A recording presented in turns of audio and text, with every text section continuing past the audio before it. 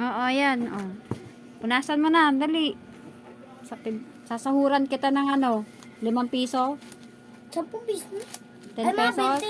20. Bakit nagpunas ka lang ng mesa? 20 na? Ayusin mo, ba't ganyan? Yung isasahod mo. Mga 10 na lang. Kaya nga, wag yung pabalik-balik. Ano kaya yan? Bakit pabalik-balik? Isang stroke lang. Ano, ginagawa ko. Minimum lang. Tapos isahod mo ng kamay mo. Ayan, ganyan ang pagpunas ng mesa. Isahod mo, tapos ilagay mo dun itapon mo dun yung kanin, oh. Yan, ipagpag mo dyan. Ganyan. O, diba? O.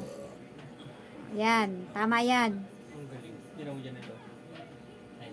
O, tapos, ito pati na mo, meron pa, oh. O, may mga kanin-kanin pa. Isang stroke na gano'n, hindi yung pabalik-balik. O, yan.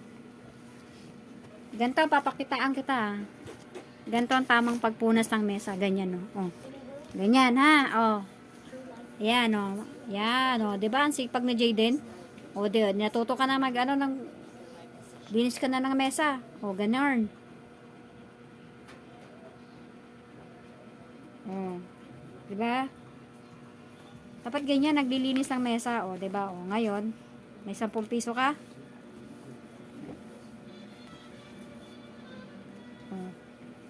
Ba't kami pang nilinis? Wala lang kami 10 piso. Ganyan. Para ma-motivate, lagi may 10.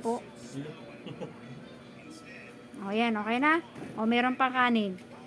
Ayan. O, diba? And... Tapos,